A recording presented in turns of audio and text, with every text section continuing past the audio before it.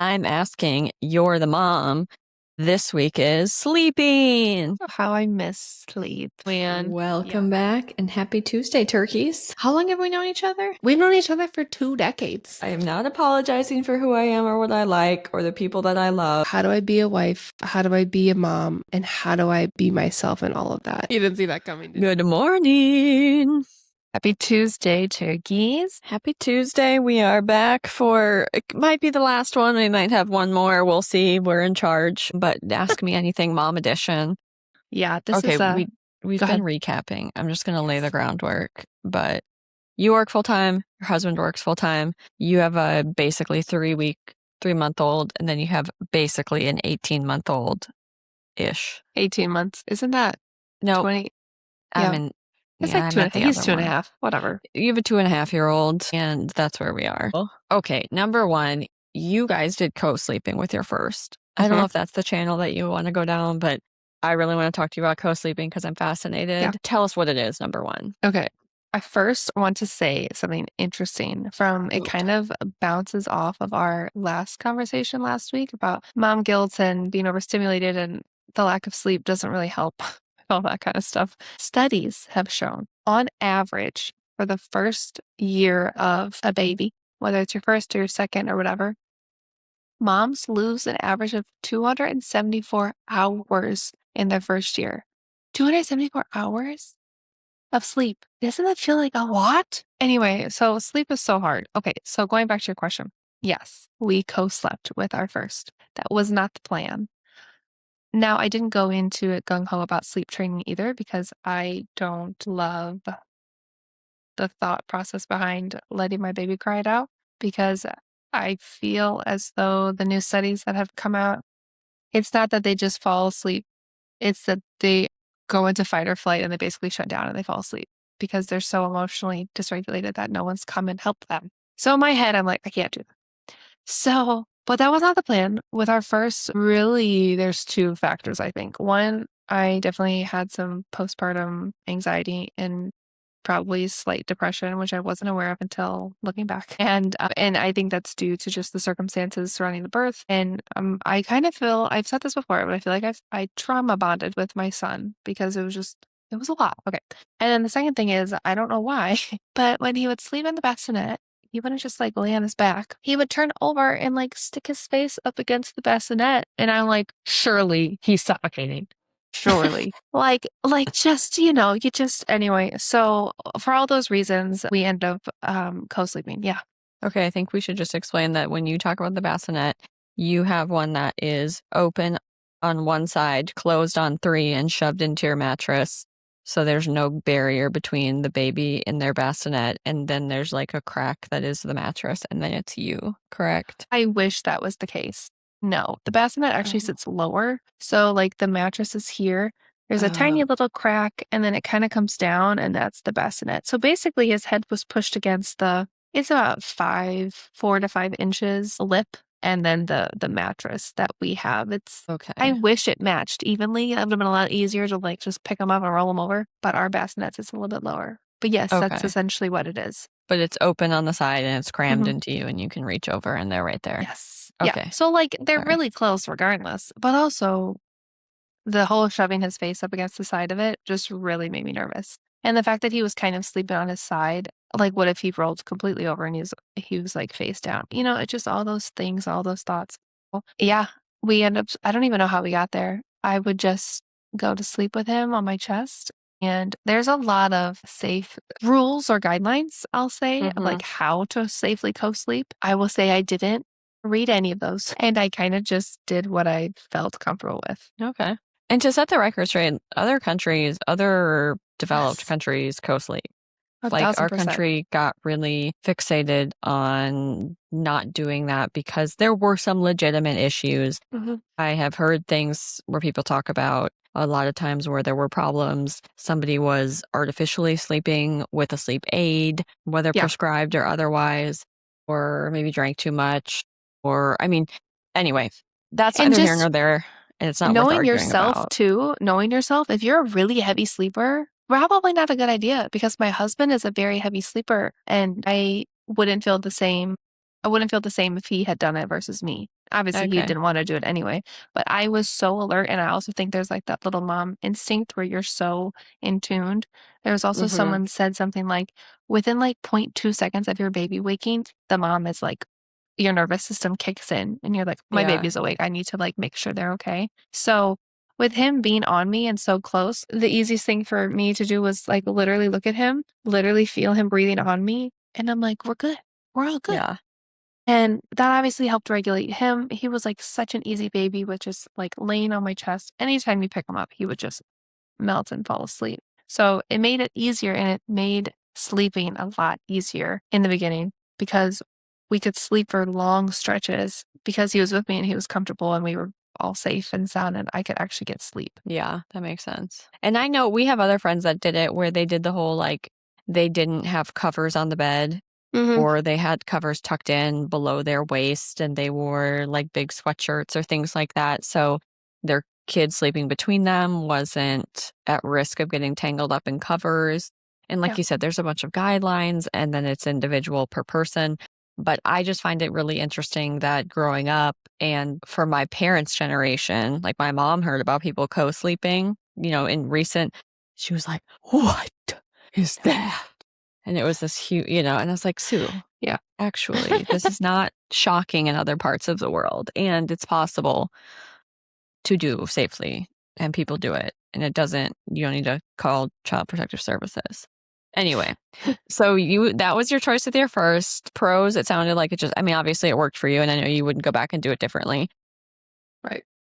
Number 2, what are we doing now? So number two is a little different because we still have a toddler in the bed. So let me rewind because that was my husband's biggest fear of like he's going to be in the bed forever and we're never going to get him out, right? How do I say this? Okay.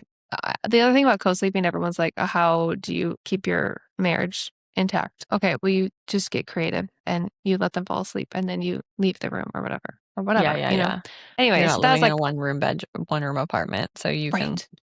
go Right. somewhere. There's other places. But with our toddler, okay, so we got him to sleep in his room for a little bit for like the first half of the night. We got a floor bed, it was a whole thing. Because we're like, it's time. Well, then we got pregnant. And then I was like, oh, it's just gonna be the last few months of just him and oh my God, blah, blah, blah, blah. All that's like he would be in there for the first half of the night and then he would come into our room and that was totally fine. Yeah. But then I got pregnant and I'm like, come into bed.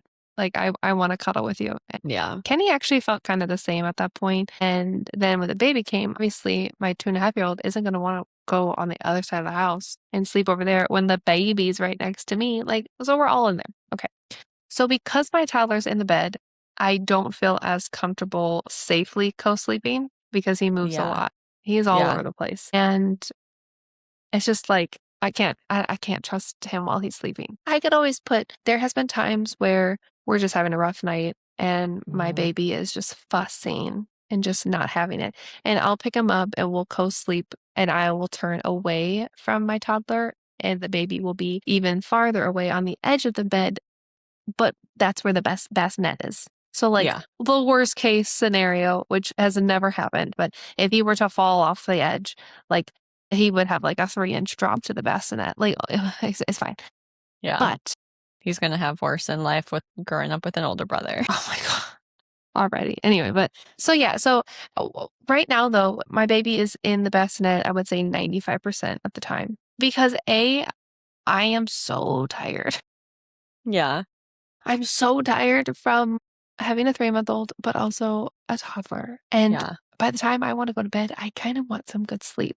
And as much as I love cuddling with my baby, the other thing that's kind of different right now is that I'm still pumping and like doing the breast milk situation. And when I have him on my chest or like next to me, oh my God, the pressure sometimes of even like his little body, his little arms. I woke up one morning and my boob was like rock solid because of like the pressure and it was not a good feeling. Yeah, and you've struggled with the ducts and glands and sadness, so Yeah. So anyway, it feels good because like he's right there. He's doing good. I can see him. He's not putting his face up against the bassinet, and I'm getting slightly better sleep. Now I'm still waking up every 2 hours to feed him, okay. But at least in the in-between times, I kind of have my own space and I can sleep decently. Now, when he gets older, the plan is to put him in his crib in their room and then get Caden, my oldest, to go into their room as well. Because it's like, oh, your brother's going in your room. Why don't you like have, y'all can go together. It's your room. Yeah. You can keep your eye out for him. Like you're yours, whatever. We're going to try to build it up so big. So that's the plan. But then, what's funny? I literally lay there at night and I look at my toddler. I'm like, I'm going to miss you being in here. Yeah. So we'll either get both of them in their own room or we're all four going to be in the bed at some point. And I'm not sure which way we're going to go. It'll probably be a combo or both Probably. things will happen. I just want them, I want my bed back eventually. Yeah. But I also know this, again, time will not last forever. And they will want nothing to do with mom and dad's bed in a few years. Yeah. So if that's what it is right now, I'm fine with it. Kenny's actually doesn't mind it anymore. He kind of likes it too.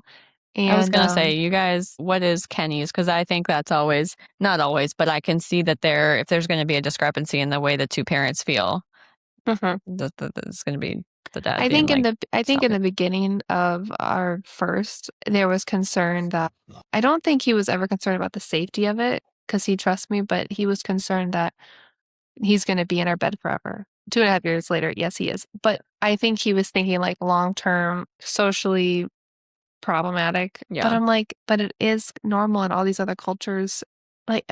He naturally, he's not going to want to be by us forever, for very much longer. So I think when I got pregnant or even before then, it was nice to just be there and we would kind of talk and we would just look at our first in the middle and just be like, this is actually really sweet.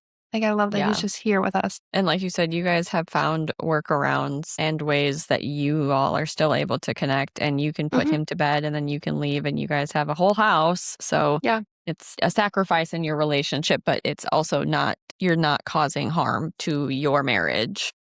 Right. It's not detrimental. And you guys are on the same page. It's just an adjustment. And yeah, it just looks a little different. But I don't know what will happen when our baby gets older. There's also not a whole lot, there's not a ton of room. We have a king bed. And I'm like, why do I have a little sliver? My toddler is just all over the place. Yeah. So I don't even know if it's realistic to have all of us in there. I think my oldest is getting to the age where we're very close to him just being like, no. So the plan is to put both of them in the room together at the same time. What's the age that you're shooting for to transition with your baby? People say 6 months-ish to switch over to a crib. Yeah. But then again, in my mom brain, I'm like, oh my God, that's only 2.5 more months of all being in the same room together. Sometimes I just sit there because I'm awake in the middle of the night.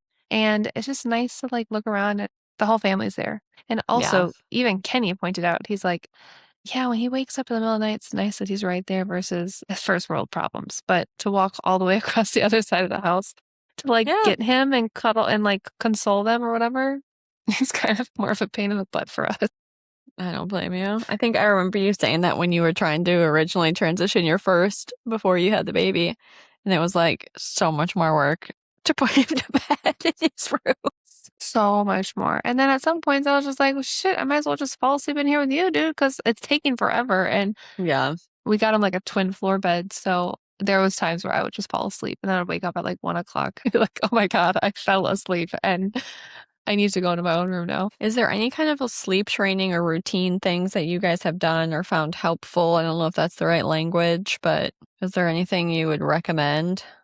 Or are you still just muddling through? Here's the other part. I feel like parenting is so tricky because I don't want to raise my kids in a chaotic environment where everything needs to be exactly done perfectly and on time and there's so much pressure and it's very strict. But I also know that they need structure. So that's a hard part to balance with being a little more lenient about sleep and not being too lenient where we're not giving them structure like kids need. So I would say what we're trying to do is even though the bed is a different bedtime still looks pretty similar every night with a little routine. Yeah. But we don't do anything with the mornings. We just they wake up when they wake up, unless we have to like leave early for work, and then sometimes we'll have to wake them up early. And I don't know. I guess if you were trying to sleep train, like when we, and it's not even really called, I wouldn't call it sleep training. When we were trying to get our oldest into his own room, it was just very intentionally, well, we had to be intentional about starting early and then just knowing it was going to take a little bit. And I think being able to like have them make sure they take a nap at a good time helps them sleep better at night. I think it's just consistency, to be honest. And that's what's so hard in the beginning. Yeah. I don't Is really there have any any tips. I know. So is there anything you feel like you intentionally did differently with number 2 after what you learned from number 1? Or is it just like they're different babies, different dispositions? I think they're different babies, and I think I was different postpartum this time around. And this goes back again to last week because I have this weird mom guilt about not feeling as concerned about my second. Like I'm not as concerned, which makes me feel guilty. But then I remind myself that again, postpartum anxiety was high with my first, and I was so on edge with him, which was not healthy. But then I compare it to this one where I'm feeling more chill about stuff. And like, yeah, he's in his bassinet. Like I don't feel this pull and probably anxiety to have him on me or with me, Mm. which I think is healthy. But then I I was compare gonna it to my say, first and I'm like, why am I not feeling this pull to like need him on me? And then, it's just a freaking I feel mental like you could mess. I know. I feel like you could reframe a lot of that to say that you are just as concerned, you're just not fearful. Because I think Yeah. you just there has to be so much fear. It's all unknown. Like you've never done this before. It's a completely new thing. Like you said, your first birth, maybe not traumatic. Maybe that sounds dramatic, but hard, not what you expected. Major change from no kids to one Mm-hmm. kid. And maybe it's just this time you aren't operating out of fear. You have more confidence and you're more calm. But Mm-hmm. I know you're just as concerned. Is that I know because even last night he was kind of coughing and I was just staring at him for like 5 minutes until I like made sure he was back to sleep and breathing. So like I care. I just feel like the emotional heaviness that was there with my first it was probably fear and anxiety, but it felt mm-hmm. like heavy love. It's almost like Yeah. what is it called? Love dumping? What's it called? Love bomb? Like I was being bombed by love, aka anxiety, with my first. And this time, like obviously I love my second, but it's just different. And I've had moments of feeling guilty for not feeling as yeah, the word is probably not concerned, but that's how I frame it in my head. I need to reframe it as like fear and anxiety because sometimes I feel Your bad. nervous system has got to be so much more just like Yeah. even keel for them now than it was before when you were afraid that everything was a Oh, it was top tier shot. threat. Yeah. Well, and biologically too, like once you have a baby, I've heard that you literally your body changes in a way where anything feels like a threat. Like that's why moms will have these weird thoughts of like if you're carrying your baby and there's like a door frame coming up. In my head, I'm like, surely I'm going to knock my baby's head into the door frame and he's gonna like have to go to the hospital. Or like I'm walking down the stairs and surely I'm gonna trip and we're all gonna die. Like Mhm. you kind of go there because you go into that like protective motherhood instinctual mode, but I feel like that can get definitely unhealthy. Whereas maybe this time around, I'm just not so far deep into that, which is good. But then I I think you start second from the guessing myself. outsider, you just seem a lot more confident this time Yeah, I appreciate that. and just confident in your ability to keep them alive and safe and confident in your ability to recognize an emergency versus an urgency versus Non no agency.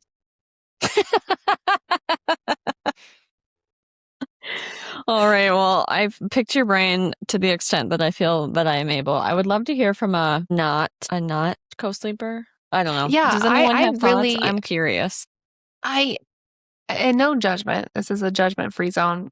I'm curious how you did it. Like, I don't get it. I couldn't do it.